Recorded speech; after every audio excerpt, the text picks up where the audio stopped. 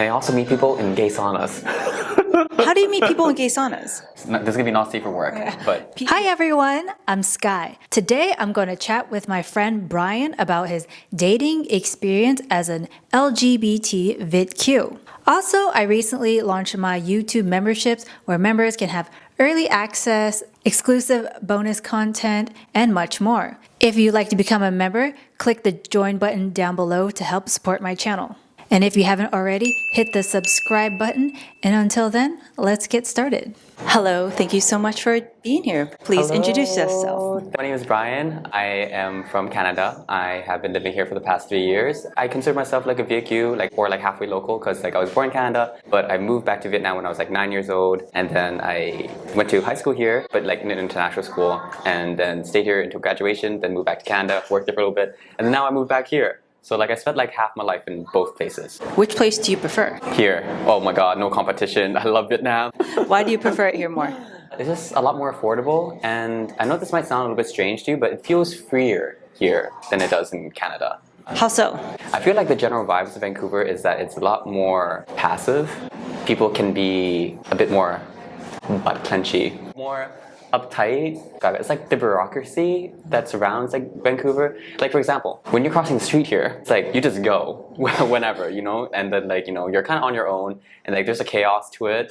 But then in Vancouver, you have to follow the rules and that kind of stuff. Ironically enough, I actually almost died twice in Vancouver because I almost got hit by a car, but I've never been hit by a car here, which is really ironic. You know what I mean? It's strange, right? It's very strange. Yeah. And the reason why is because in Vancouver, people care about the laws. There's this right-of-way thing. You go the wrong way and then there's a car coming. Because that car has their right-of-way, they can just go for it, right? And they may not even stop. They might just go straight ahead. You know what I mean? If you are in the wrong place at the wrong time, yeah, it could happen. But then here, you're kind of on your own, and it's more freeing that way. Sure. I don't know how to describe it. Okay. Yeah, it's something they had to live through, I think. You just have to know. Yeah. If you know, you know.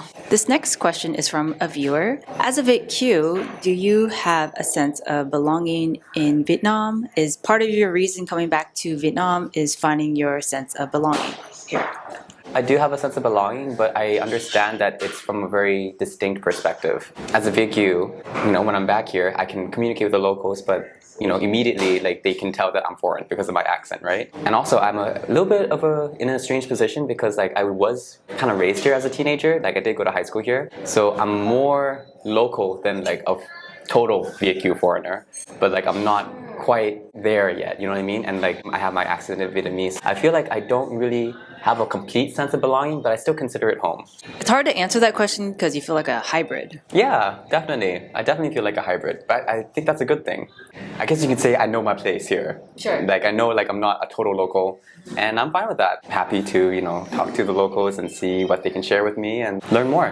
How has your experience been as a Viet Kieu LGBT in Vietnam? I mean, I feel Vietnam has a lot more, or at least in Ho Chi Minh City. I can't really speak for any other place other than Ho Chi Minh City, but I feel it's a lot freer than you would expect it to be. Sometimes I see drag queens just walking on the street, or I see a couple of lesbians holding hands with each other. I feel I don't feel I'm in danger when I'm here, ever. I definitely feel safe, even more than safe. I feel I'm just able to be myself. If people are judging, they do it silently, and they just mind their own business. So in that kind of way, They do it silently by giving you a weird look, or? More just completely ignoring you and just walking away. I don't even notice it if they are being judgy. The only times when I kind of have noticed it is when I am hanging out with friends of friends, right? And those friends of friends from the local friends, maybe they're from the north or some other province. That's the only time when I've really noticed maybe some hesitation. I wouldn't say judgment, but more a out of placeness. They don't really know how to react. Okay. That kind of thing. Yeah. Sure. But it's nothing terrible. I've only ever had a net positive experience while I was here. I'm speaking from a very foreign perspective because my Vietnamese is very accented, so people know immediately that I'm foreign, right? Yeah. So they probably expect me to be a little bit weirder than how they expect their peers to act. What's the LGBT community like in Vietnam? How LGBT friendly is it in Vietnam? I think it's pretty friendly. As I mentioned, like I feel generally safe here. I feel like people are generally more accepting of LGBT people here, like especially like the younger generation. I feel like it's totally fine to just like be gay, right? For northern people in general, they tend to have a bit more of a traditional conservative mindset. Sometimes when I interact with like a northern person, they're a little bit more resistant to like how flamboyant I am, but they're so nice. And I have heard from my local friends who have northern friends, they say that like the northern people, they can be a bit more judgmental, and like if you act kind of like too out of place, they can be a little bit judgy in that sense. I heard, or at least like LGBT northern Vietnamese men, they are a lot more scared of coming out. There's a lot more familial pressure, and yeah, they tend to stay in the closet a lot more. They tend to try to pass more of being more masculine. They try to be more straight passing, basically. But again, I'm just telling you what I know, like from what I've heard. It's a little bit more difficult to be like an LGBT person in the North. At least that's what it seems like. Have there been any challenges or difficulties you face as a Viet Kieu LGBT in Vietnam? Not in the way that you expect. Do you share? It's a little bit more of a nitpick than anything. Okay, one of the challenges I face is that there seems to be a lot more catfishes here than like in other places that I've been to. Or at least people expect you right away to be like a catfish. The main way gay people typically find each other online is through this app called Grindr. Do you know about Grindr? Yeah. For those who don't know Grindr, what is Grindr? Grindr is a dating app used by gay men so that they can find other gay men. And the way Grindr works is that you have your profile. You can upload pictures of yourself, and then people, if they find you interesting, they'll tap on your profile. You'll see more pictures of yourself, and they can read a bio for whatever you write. But basically, my nitpick is I feel like people here, specifically in Vietnam, they tend to be a bit more distrusting of your profiles. They'll still ask you for like more pictures of your face, even though like my profile is just face pictures. They still ask like, oh, send me your pics. I think there's like a distrust, I guess you could say, of me being not genuine. Talking to people on the app, the first thing that they say is like, oh, face pics please, or like pick you, or like I want your pics, or that kind of thing. Even though like, well, I already have all my pics. Like it's right there. And girl, I got my Instagram right there too. Just saying. I mean, you can go and like check for yourself that like the pictures are there. So why are you asking for more pics, right? So it feels like there's maybe like a distrust maybe that they don't believe that I'm real because people use like fake pics on their profile. They expect you to be immediately be a catfish, maybe, right? Sure. It's strange to me how people request pics even though my pics are already there on the profile, right? Yeah. Imagine you uploaded a Tinder profile and you have your pics and then you got a match with someone and the first message they send you is, where are your pics? Is it mostly foreigner guys that ask or locals? Locals. It's like almost all locals. And I don't really have this problem like in other countries. In other countries, when they ask you for like more pictures, they at least saw your profile pictures, right? And they're just asking for like extra views or something like that, right? Just like, other extra stuff. But here it's different. I'll give you an example. There's this one guy, I said hi, then he immediately responded with your face pics, please. What happened to hello? Yeah, how are right? you? You know what I did? I screenshotted my profile. And I just sent it to him. It was like, okay, cool. How are you? Or whatever, that kind of thing, right? So he basically didn't even look at my profile. He was just totally ignorant to the fact that like I had my pics already on display. Yeah. I just screenshotted it. It's just so redundant. That's just like my minor nit of one thing that I don't really like here.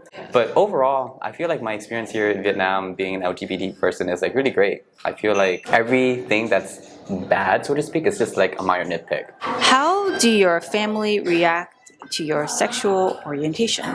Oh, they're totally fine with it. They're so cool. My mom is totally fine with it, and my dad, he's also okay. I mean, I think it's because they also lived in Canada long enough. They're just totally fine with it. They're more than happy with it. I guess you can say I'm lucky. Like, they just care if I'm happy. And like, yeah, that's it. Very privileged. You are very lucky in that I'm very lucky in that sense, yeah. Do you think there's a difference between being a Vietnamese LGBT person versus a foreign LGBT person in Vietnam? Do you think they're treated differently? As a kind of Viet Kieu, like halfway kind of person, because I am foreign and my Vietnamese is like not super great, like I can talk to like the locals here. My interactions with them are usually limited in that sense. Like they are fine with talking with me and like being like friendly. I don't think they see me as eventually being able to become friends with them. It's nothing malicious, by the way. It's not because like they don't want to be friends with me, but it's just that like I feel like there's already like just a barrier sometimes that is put up. So it's more surface level. Yeah, most of my interactions with some of the people here have been surface level, but I have to admit, it's probably also because I'm finding these people on like, apps and stuff, right? So like already, like there's already that like kind of surface level, like, if you if I find you attractive, then I'm gonna talk to you kind of thing, right? So already like there's like that kind of barrier. In person, when I've met people like at bars and that kind of stuff, several things need to be like, the stars have to align kind of, right? I find that it's difficult for me to like really become friends with them. It's more like friendly. I can be friendly with people, but not friends with them. And I'm not sure if it's because I'm foreign in that sense, and like it's difficult for me to interact with them. It's because you're Viet Kieu. And my Vietnamese is also not that great, right? So it's probably too much work for them to like, try to get to know me, which I understand. Like, if you don't really speak English, it's a little bit intimidating maybe. And I find that for other foreigners, so like for example, white foreigners or like, people who aren't ethnically Vietnamese, just my general observation, local Vietnamese, they tend to be a bit more homogenous. So they want to be with other Vietnamese people, right? This is a theory. I'm just kind of guesstimating here, but like it's foreign gay people may have a more difficult time trying to find locals to be with. And again, my interactions with people are very limited because like it's just like from people who are on the apps, on Grindr, and like rare cases where like I'm in a bar and like someone actually wants to talk to me. So it's just like those two scenarios where I get to talk to like locals. And just from those interactions, like that's my general observation, right? Yeah. Let me know if I'm wrong though. But I mean, also like when I'm in like the gay spas and saunas and stuff, like, I can see that sometimes the ethnically different people, so like the Indian people, the more brown skinned people, it seems like we definitely have a more difficult time finding like a local Vietnamese person to like interact with. Ethnically white people, like they also seem to have some difficulty, but like I feel like the spectrum or the scale is, if you're like brown skinned or more darker toned, like people generally don't find you as attractive. That's just my general observations though, right? So you talked about using Grindr. How else do you find someone to go on a date with? What else do you use, if anything? I typically use Grindr and Tinder and this app called Jack. Those are the three main gay apps that I use. And also I like to go out to like bars once in a blue moon to like meet people in person, or try to that way. The old-fashioned way. The old-fashioned way. I'm not a bar person though, so it takes a lot of energy for me to go out to like, meet people. But I do try, right? I do try to make the effort. Between those four, I feel like my preference is Grindr, simply because there's just more people on it. It's like the app that people use, right? But the problem with that is that like, it's in the name, Grindr, like it's a lot more sexualized, right? So people typically tend to be more... There for a purpose? Yeah, their purpose is basically to hook up basically on the app, right? In terms of sheer numbers, there's just so many people on Grindr, right? But my second favorite is Tinder, because I feel like people who are on Tinder, they're more looking for a more emotional connection, like a more of a real connection at least. There's still that element of like, trying to look for hookups. And I also meet people in gay saunas. How do you meet people in gay saunas? This is gonna be not safe for work, but... You can skip this part if it's too much for you. There's a lot of gay saunas here and gay spas here. I like to go to gay saunas sometimes when I'm feeling a little frisky, I like to go to the gay sauna. Not just for that though, like sometimes I do meet some really awesome people there, like some expats who are like traveling, and then I just sit there and I talk to them. I actually like going there because on Grindr, like there's that whole like being worried about catfishing and that kind of stuff, and like people on Grindr can be a little bit more ruder, and like when you're in person, that tends to not happen. Like when you're in person, like you don't want to be rude to someone, right? Exactly. Like, but then on Grindr you can just ghost someone, or like on Grindr you can like, say, oh, fuck you, fuck off, and like that kind of shit, right? Yeah, but in person it's a lot nicer, right? So that's why I also like to go to gay spots to like meet people. How do you see the future of LGBT rights evolving in Vietnam? I think it's doing great.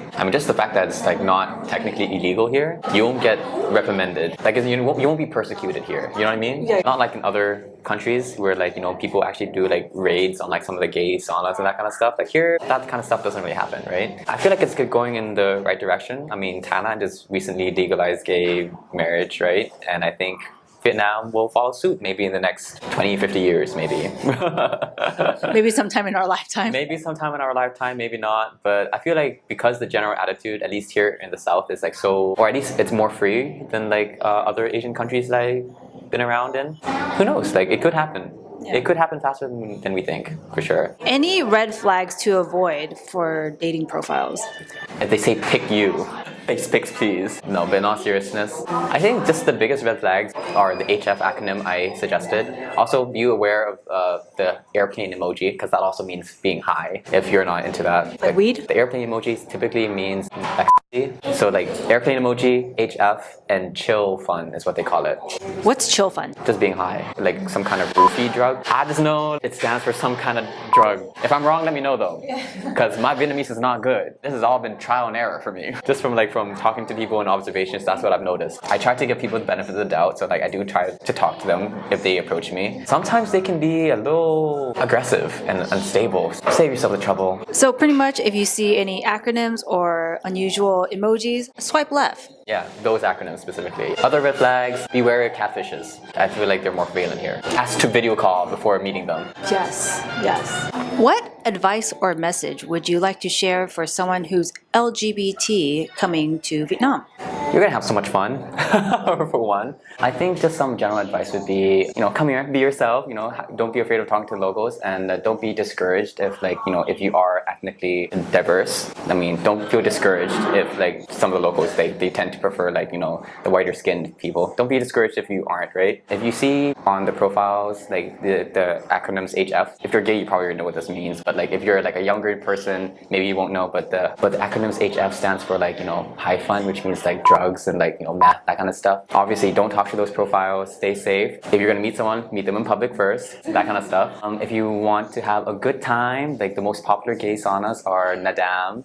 Maybe 69 Zone. 69 Zone is there's more expats that go there. Also, the best gay bars are probably Chin Chin, and also there's a really nice lounge called Azure that you can check out. Those places are nice to find locals in person. Overall, have fun, because Vietnam is very safe in my opinion. I don't think you have to worry about getting beat down by the police for being gay, that kind of stuff. I mean, just don't just make out with people in public, in front of a police officer. That might be a little weird, but keep it reasonable, you'll be fine. Yeah. May I ask, what is HF they do? What is that all about? Yeah, so HF stands for high fun, and basically it means having sex with meth, basically. Obviously it's legal here, so don't do it. Is it legal or illegal? Oh, it's illegal. It's definitely illegal here. And I mean, you shouldn't be doing it anyways, but so that's why if you see the acronyms HF, even if you want to just meet innocently, for example, if you just want to go over to the house for chatting, not even doing that kind of stuff, because it is illegal here, maybe the police will run in one day and then you don't want to be at the wrong place at the wrong time, right? To save yourself the hassle, basically.